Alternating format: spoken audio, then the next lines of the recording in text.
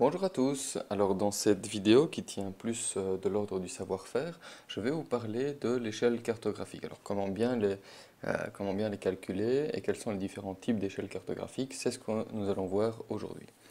Alors tout d'abord une petite définition, donc qu'est-ce que l'échelle cartographique? En fait c'est très simple, c'est un rapport entre deux choses. Tout d'abord une distance représentée sur la carte et cette même distance dans la réalité.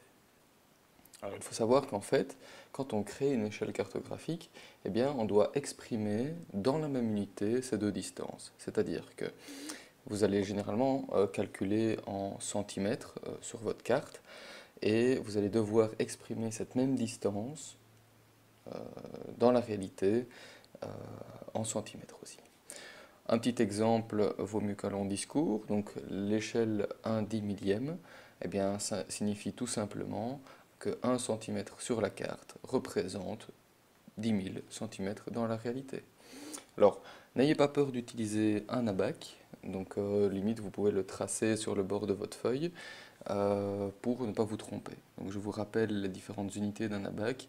Vous avez le kilomètre, l'hectomètre, le décamètre, le mètre, le décimètre, le centimètre et les millimètres. Donc dans notre cas, donc 10 000 cm représente 1 hectomètre ou 0,1 km. Donc là, on a une équivalence directe, donc un rapport entre une distance sur la carte, 1 cm, et la distance dans la réalité, 0,1 km. Alors il faut savoir qu'en fait on a deux types d'échelles qui sont présentes sur les cartes. La première est l'échelle, ce qu'on appelle l'échelle numérique, et qui se présente sous la forme d'une fraction. Donc ça c'est exactement ce qu'on vient de montrer juste à l'instant. Donc 1/10 millième ou 1, 2,10 000. Donc on peut utiliser l'une ou l'autre notation. Ça c'est ce qu'on appelle l'échelle numérique. Alors, le deuxième type d'échelle qu'on retrouvera sur les cartes est ce qu'on appelle l'échelle linéaire ou l'échelle graphique, qui elle se présente sous la forme d'un segment de droite gradué.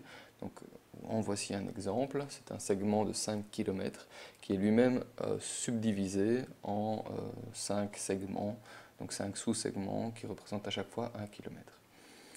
Alors, un exemple encore, donc voici une carte du Maroc, une carte topographique qui nous montre en fait les deux types d'échelles en simultané, donc dans le bas de la carte. Donc si on agrandit un petit peu, on voit l'échelle numérique apparaître, donc 1/50 millième, et l'échelle linéaire, donc qui est ce segment gradué, donc tous les kilomètres.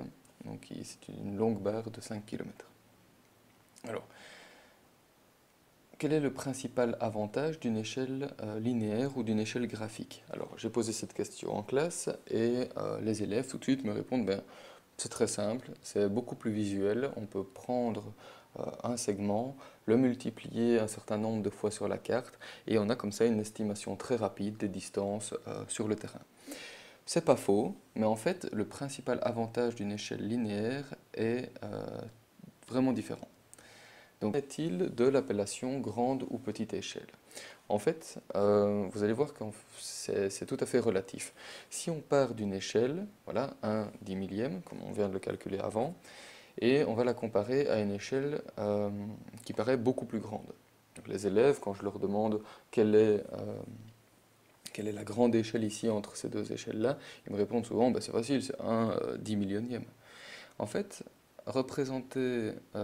ayez l'habitude de représenter sous forme d'une fraction ces deux échelles-là, et vous allez voir qu'en fait, voilà, si on les représente sous format décimal, eh bien en fait, on voit tout de suite où est le plus grand nombre. Donc, passez au niveau de la fraction, puis en format décimal, et vous voyez qu'en fait, l'échelle la plus grande est en fait le 1/10 millième.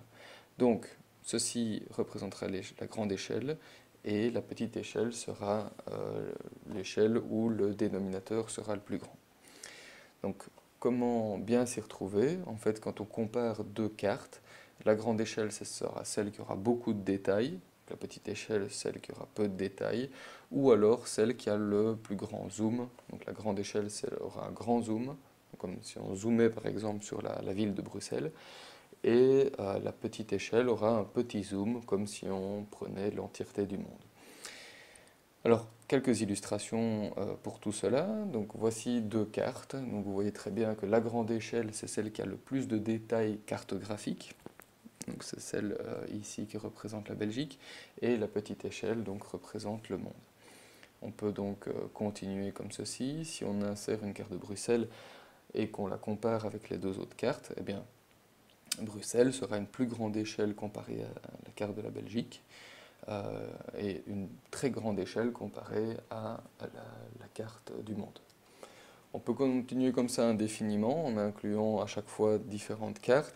Et donc, généralement, on estime que les plus grandes échelles cartographiques sont maintenues, sont représentées par des cartes topographiques, donc du 1/10 millième.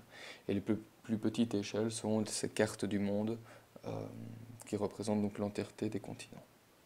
Alors dans cette vidéo, j'aimerais aussi parler